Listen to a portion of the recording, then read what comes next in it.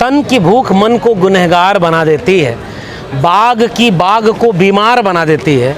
भूखे पेटों को राष्ट्रभक्ति सिखाने वालों, भूख इंसान को गद्दार बना देती है। ये जो भारत है ये एक भूगोल मात्र नहीं है, इसके नागरिकों में क्या कोई समानता का भाव पैदा हुआ, क्या साझा मोहब्बत का एक भारत पैदा हुआ, साझा सुख साझा दुख की विरासत से कोई एक साझापन पैदा हुआ कि कश्मीर वाले को दर्द हो तो कन्याकुमारी वाले को महसूस हो, बस्तर में आदिवासियों पर कोई गोली चले तो गंगा जमुना के किनारे पर बैठे किसी मैदानी इलाके के व्यक्ति को महसूस हो, किसी दलित पर अगर कोई अत्याचार हो, किसी मुसलमान पर अत्याचार हो तो किसी सवर्ण को महसूस हो, किसी महिला पर कोई अत्याचार हो तो किसी पुरुष पर महसूस हो। अगर ये साझापन नहीं है तो माफ़ करिए, हम कोई राष्ट्र नहीं है।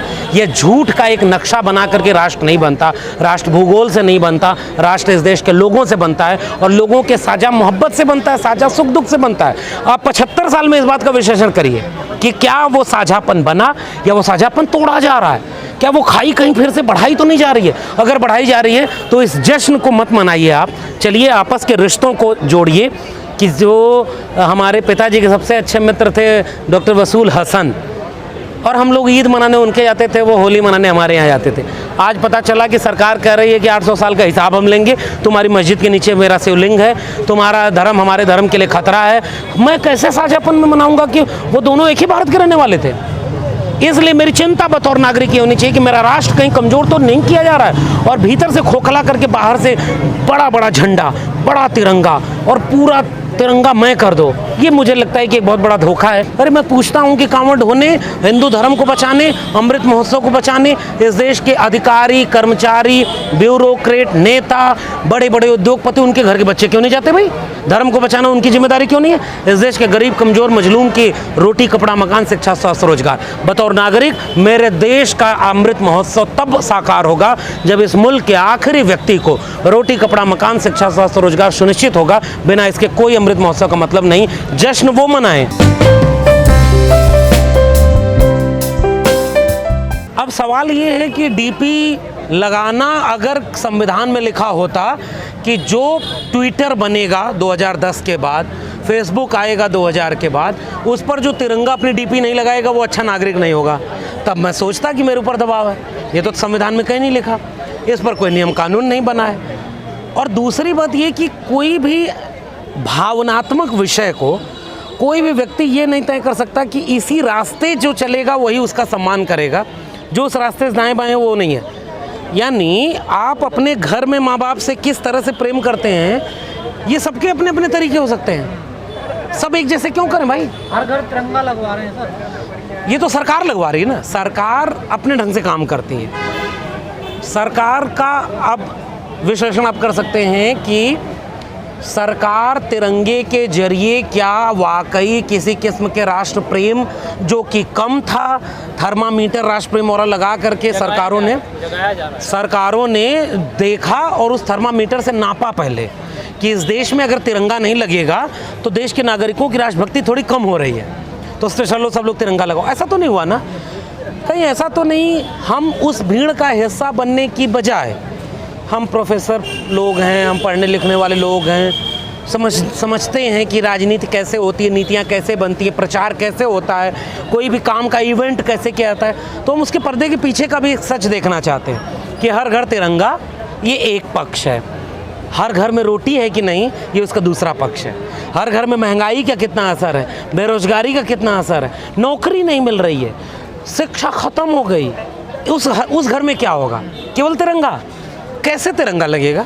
जिस घर में रोटी नहीं, जिस घर में अत्याचार दमन हो रहा है, जिस घर पर बुलडोजर चल रहा है, जिस घर में 4-5 बच्चे पढ़ाई लिखाई करने से मोहताज हो गए, पढ़ाई लिखाई कर ली तो नौकरी नहीं मिली, उस घर में तिरंगा कैसे लगेगा? कैसे वो राष्ट्र प्रेम करेगा? गोपाल दास नीरज की कविता है, तन की भूख मन को गुनहगार बना देती है, बाघ की बाघ को बीमार बना देती है। भूखे पेटों को राष्ट्रभक्ति सिखाने वालों, भूख इंसान को गद्दार बना देती है। जो अमृत है वो पात्र लोगों को मिलेगा। जो अमृत महोत्सव है वो महोत्सव किसके लिए होता है? भूख से जो बिलख रहा है उसके लिए कोई तीज त्यौहार नहीं होता। वैसे ही महोत्सव जिसका पेट भरा है उसके लिए है। मैं फिर से कह रहा हूँ, एक गरीब आदमी महोत्सव की तरह इसे नहीं ले रहा होगा। इसका अर्थ ये कतई नहीं कि उसके मन में अपने देश के प्रति कोई प्रेम नहीं है। वो अलग किस्म का प्रेम कई होगा। लोग कह रहे देशभक्ति कम होगी लोगों के अंदर, कैसे कम हो रही है? उसको जगाने के लिए ये किया। भाजपा जब सरकार में आती है तो हिंदू खतरे में हो जाता है, जब भाजपा की सरकार नहीं होती तो हिंदू खतरे में नहीं होता। वैसे ही जब कहीं ऐसा तो नहीं कि जिनकी देशभक्ति खुद संदिग्ध है वही सत्ता में आ गए इसलिए बाकी सबको संदेह की नज़र से देख रहे।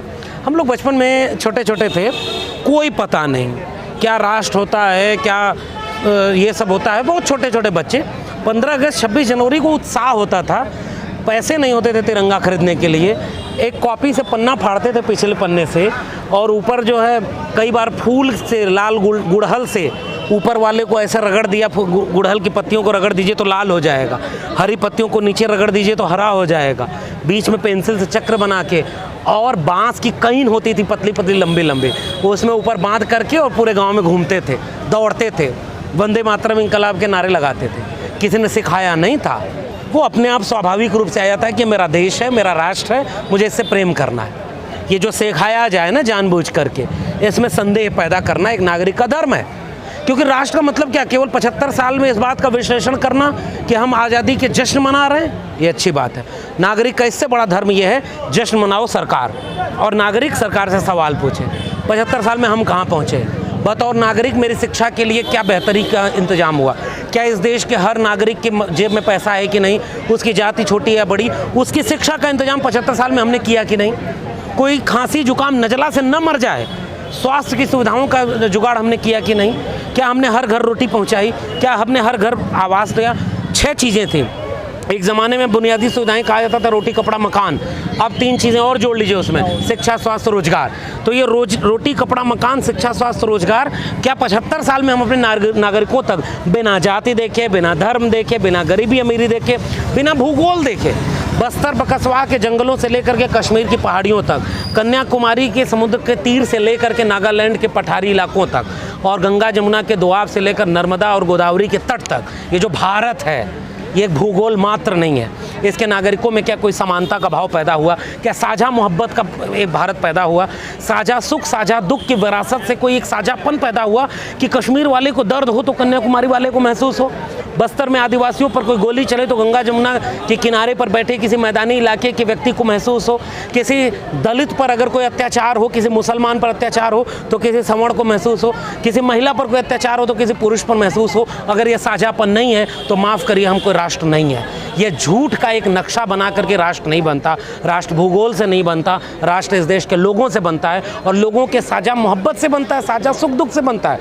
आप 75 साल में इस बात का विश्लेषण करिए कि क्या वो साझापन बना या वो साझापन तोड़ा जा रहा है, क्या वो खाई कहीं फिर से बढ़ाई तो नहीं जा रही है। अगर बढ़ाई जा रही है तो इस जश्न को मत मनाइए आप, चलिए आपस के रिश्तों को जोड़िए। कि जो हमारे पिताजी के सबसे अच्छे मित्र थे डॉक्टर वसूल हसन, और हम लोग ईद मनाने उनके जाते थे, वो होली मनाने हमारे यहाँ जाते थे। आज पता चला कि सरकार कह रही है कि 800 साल का हिसाब हम लेंगे, तुम्हारी मस्जिद के नीचे मेरा शिवलिंग है, तुम्हारा धर्म हमारे धर्म के लिए खतरा है। मैं कैसे साझापन में मनाऊंगा कि वो दोनों एक ही भारत के रहने वाले थे। इसलिए मेरी चिंता बतौर नागरिक ये होनी चाहिए कि मेरा राष्ट्र कहीं कमज़ोर तो नहीं किया जा रहा है, और भीतर से खोखला करके बाहर से बड़ा बड़ा झंडा, बड़ा तिरंगा और पूरा तिरंगा मैं कर दो। ये मुझे लगता है कि एक बहुत बड़ा धोखा है। सरकार अपना काम करेगी, मीडिया उनका गुणगान कर रही है, जनता को अपना काम करना चाहिए। इस देश में कल्याणकारी राज्य की अवधारणा का मतलब क्या होता है? किसी की जेब में पैसा है या नहीं, कोई गरीब है, अमीर है, छोटी जाति है, बड़ी जाति है, किसी गांव से आता है, शहर से आता है, कोई कौन सी भाषा बोलता है, इससे न तय हो कि उसके बच्चे को इस प्राइमरी स्कूल में शिक्षा मिलेगी या गलगोटिया अशोका में जाएगा। क्या उसके बच्चों को DU JNU अगर बर्बाद हो गए तो जहाँ 5,000 रुपये में पूरा साल पढ़ाई करते थे वहाँ 5 लाख रुपये में केवल BA की डिग्री मिल रही है, तो गरीब आदमी को शिक्षा कैसे मिलेगी? 75 साल बाद का इस भारत का सवाल है कि नहीं? इस देश में अगर सरकारी अस्पताल में दवाई नहीं, डॉक्टर नहीं, लोगों को एम्बुलेंस नहीं मिल रही, कंधे पर लाश लेकर के कोई दौड़ रहा है, तो क्या वो भारत आज़ाद है? क्या महोत्सव मनाए? कोरोना में लाखों लाख लोग पैदल चले, सड़क के किनारे दम तोड़े, रेल की पटरी के नीचे मरे, दवा के बिना मरे, ऑक्सीजन के बिना मरे, वो जश्न कैसे मनाए? इस देश में किसान सूखे से, कहीं बाढ़ से, कहीं सूखे से अपनी फसलें तबाह कर रहा है। किसानों की लागत का डेढ़ा क्या मिलेगा, उसकी लागत नहीं निकल रही है। उसके लिए ऐसे ऐसे कानून बनाए जा रहे हैं कि खेती किसानी नहीं, अंबानी अडानी का तो बिक जाएगी, वो इस आज़ादी का अमृत महोत्सव कैसे मनाए।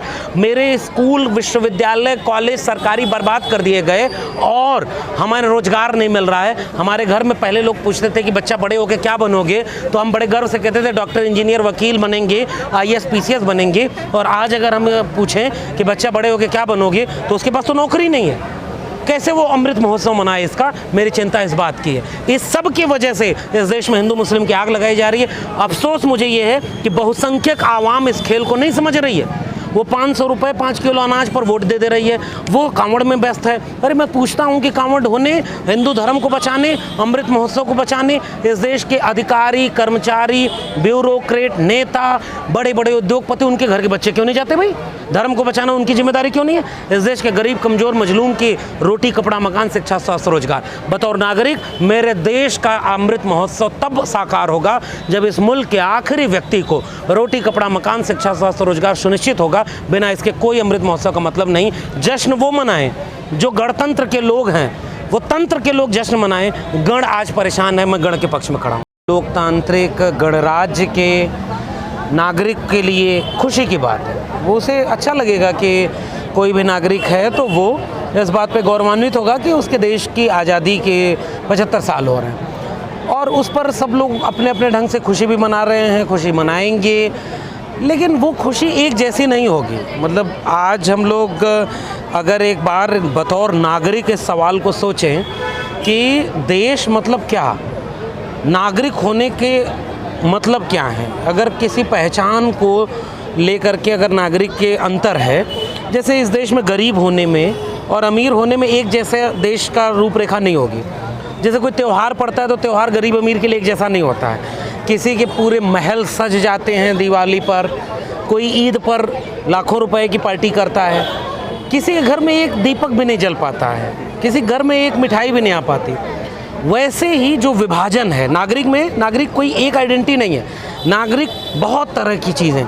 शहर में रहने वालों के लिए कोई पर्व, कोई उत्सव, कोई त्यौहार अलग मायने रखता है।